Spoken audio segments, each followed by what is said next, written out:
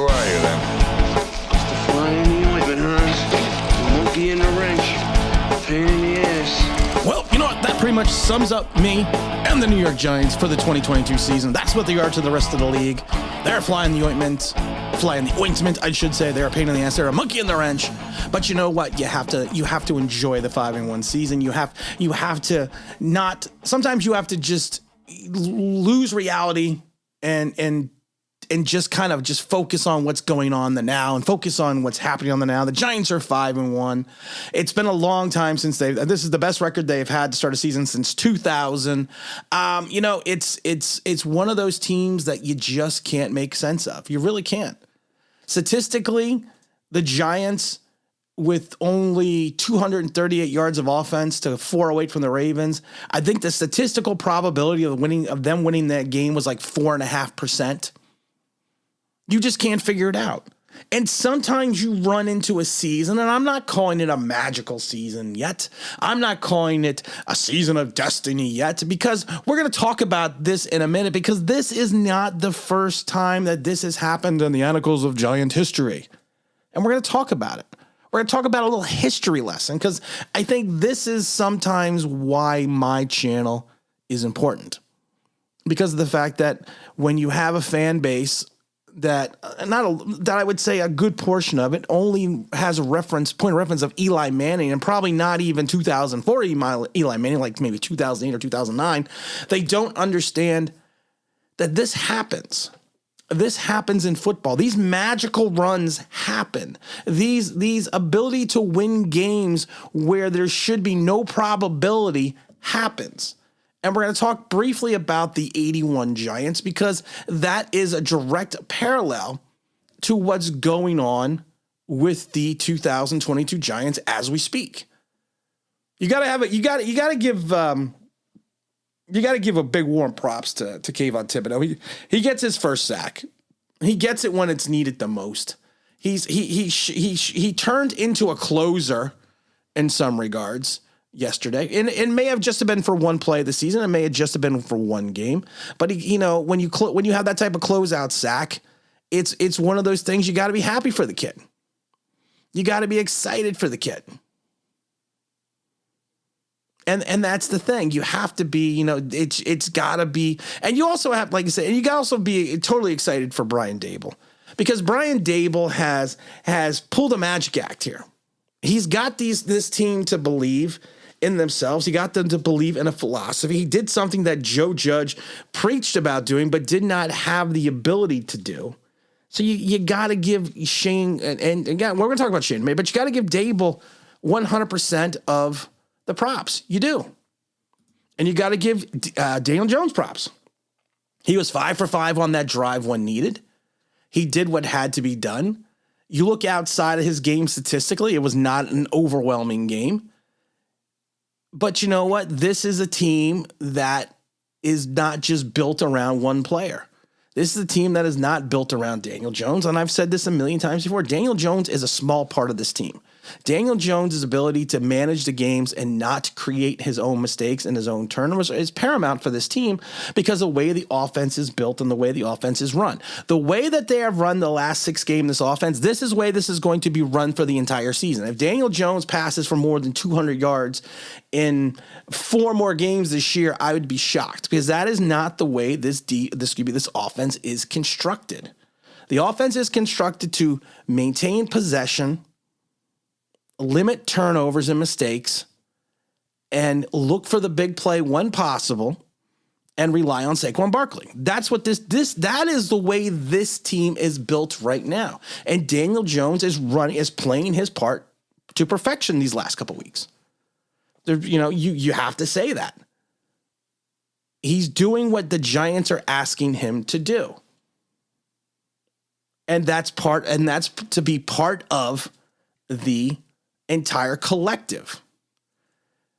And the defense itself, like I said, this is one of those games, the defense in some ways has got to figure it out. The defense really does, because we can't have these moments where we are not, and we're running into a difficulty quite considerably in the fact that we are still not setting the edge. We are still not maintaining our edge assignments for our linebackers and our edges on our ends. We're not. We are not holding the point of attack and setting the edge, if you want to just put it in football. If you want to put it in football terms. And again, we are not controlling the middle of the field. And the biggest concern that I've had with this team for this entire season was we're going to run into teams that have good tight ends, and we are going to have no answer for them in our linebacking core. I mean, Tate Crowder kept getting burned like Tate Crowder kept getting burned like he touched the stove without an oven mitt. He can't. He's also combined for 9 missed tackles this season, which have allowed 132 yards and 1 touchdown. I mean, it's interesting. Like I said, he's just not the linebacker we need. That's why we went out and got our old buddy Landon Collins. And it's like I said, it's nice to see Kayvon Thibodeau come around and do something, come around and make a statement, because I think that he is the guy that is extremely important to this team going down the stretch run. Like I said, I'm still not saying the Giants are going to make the playoffs, because we're going to talk about the 81 Giants in a minute. You are going to reach a point in this season where you're going to face adversity, and it's going to be how the Giants handle that. If they handle adversity well, yes, they then may be a team of destiny, 100%. If they fold because of adversity and turn on themselves, that's going to be an issue. But I don't think that's going to happen. But we have to just wait and see. And, I mean, Adoree Jackson, I also got to give him mad props to Adoree Jackson. Adoree Jackson has been playing lights out right now. He really has. He has been playing lights out. He has been playing better than he played at Tennessee. He is showing that he is a CB1. And I'm not just being nice to Adoree Jackson because of the fact that he was nice to my son on the Junior Giants conference call. I'm not just saying that because, sometimes I fall in love with players because of the fact that they're nice to my kid. The same thing with James Bradbury and Julian Love. But he's playing, he's proving so many people wrong, including myself, that he's the guy. And then, like I said, then you also have to look at Dexter Lawrence right now, who is having a major breakout year. He is looking like a superstar. He's looking not like an a Pro Bowl. He's looking like he's all pro. He's racked up 19 combined tackles, 3 sacks, 5 quarterback hits, 9 quarterback pressures, 2 tackles for loss. And he's been one of the most consistent pass rushers the Giants have had all season. So you gotta give mad props to the kid as well. And another one, I got to give mad props to Fabian Monroe. You would think that, or is it Fabian? I'm never sure if it's Fabian or Fabian. But you got to give him mad props as well, because of the fact that they did what they needed to do. And a big shout out to Wan'Dale Robinson on that nice touchdown run. I was getting a little concerned that he wasn't going to hold on to the ball. It's nice to see him on the field. We've talked about it a million times before. I'm still going to say this over and over again because I am a pain in the ass. Who are you then? Just the fly in the ointment, Hans. The monkey in the wrench. A pain in the ass. I'm still that pain in the ass because of the fact that I'm going to say it once again. He needs to learn to protect himself on the field or he's going to get hurt again. I said it the day they drafted him. If he does not, you can go back and listen, that if he does not learn how to protect himself on the field, he won't survive his first NFL game. And it was a great catch. It was a nice catch. It was a good game. But again, like I said, he's playing part of the collective. He's part of the collective. This is a team. This is not an individual. The only problem is on offense, there is an individual. There is a guy that we have to give mad respect to, and that's Saquon Barkley. Saquon Barkley, at times, you saw what he did to his shoulder. His shoulder was effed. You saw it. And he still went out there and played his heart out. He still went out. He took a play off after you could see that. I don't know if it's a stinger. I don't know if it's something inside the shoulder itself, but he said there's nothing to worry about, but I think it is going to be something to be concerned about. But he showed not only did he show his toughness, he showed his mental toughness and he showed his mental smarts and fortitude because of the fact that he was, stopping at the goal line, keeping the clock running instead of scoring the easy touchdown. Little Amon Bradshaw there. We know what happened with Amon that play. But you know what? That's what he did. He heads up play, 100%. And you know what's funny? No one's talking about Evan Neal. You want to talk about Kayvon Thibodeau, but who's talking about Evan Neal? Evan Neal, all 65 snaps at right tackle. He did his job. He did his job. And that's what the Giants are doing right now. They're doing their job as a team. But I'm telling you right now, and I'm being honest, it's a little smoke and mirrors right now. Because if you go back and look at this, and also big props to Julian Love. I called out the wrong player yesterday during the stream, but big props to Julian Love. But you know what it is? It's one of those things that you just have to sit there and look at the fact that, if you look at this from and one of the announcers said it best yesterday, if you are a team like the Baltimore Ravens or Packers or another team that lost to the Giants, you go back to the locker room and say, you know what, we are better than this team.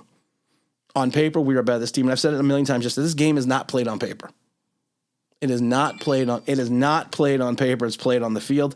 And that's what the Giants are doing right now. But like I said, it is a little bit of smoke and mirrors. If you're not honest with yourself, and you're not looking at it correctly, if there is a breakdown, you're going to be more you're going to be more disappointment. That's why we speak the truth. What I got to say, you really don't want to hear, because honesty ain't too high up on your people priority list, right? Honesty? You want honesty? Honesty is a lot of this has been done by smoke and mirrors. A lot of this is done by luck. But you know what? You've had some major professionals come out and say multitudes of times, sometimes I'd rather be lucky than good. And that's kind of what we're going to have to deal with. And that's but like I said, we are going to reach a point this season. For all those that think the Giants are going 16-1, just relax. Just relax. Because it's not happening. You're going to reach a rough patch in the season. It's going to be how this team handles adversity that we are going to show the mettle of this team. And we've talked about this before. And Brian Daboll has been preaching this, and I wish the fans would understand this, because the players have bought into this. We have to look one game at a time, one opponent at a time, and we don't look back at the record. We look at what's in front of us. And that's what we need, and that's what we need to focus on. And I've talked about this before, and we've got a whole video coming out tomorrow calling the 81 Parallel. It's about the 1981 Giants. The Giants, in 1981, the Giants made the playoffs for the first time in 18 years at a 9-7 record with Ray Perkins as a head coach. There was no way that team should have made the playoffs. That was the same season that we drafted a young linebacker out of North Carolina named Lawrence Taylor. That is the same year that Phil Simms went down with injury, and the venerable Scott Bruner came in and orchestrated drives and orchestrated comebacks that led the Giants to the playoffs and also led them to a victory over the Philadelphia Eagles, 27-21 in Veterans Stadium. And we're going to talk about this because there's multitudes of parallels. That's a team that their running back, which is funny, their running back was number 26, Rob Carpenter. And Scott Bruner is basically, and people are going to be mad, but I don't give a shit. Scott Bruner is basically Daniel Jones. He's a game manager. He did what had to be done. He performed in the clutch when the drives were needed, but he didn't do much else during the game. And the defense played bend not break at times and lights out and held opponents. And they won games that there was no way that they should have won. But then we have to talk about somewhat what happened in 82 and 83 afterwards. And I think the parallel is very interesting to 81 because the Giants had two other failed head coaches before Ray Perkins that really led the Giants into the doldrums. And we're going to talk about this. Like I said, we're going to call it the 81 parallel. It's going to be out tomorrow. Also we're probably going to do a stream tonight. I'm kind of getting away from stream. There's a lot going on at the Online Big Blue House. And there's a lot of other things I got going on here. Also have the new podcast coming out this week itself. So I'll give you more information. If you follow Online Big Blue 1 on Twitter, you can follow the new podcast page. It's called Get Off My Lawn. The daily ramblings of a mad Gen Xer.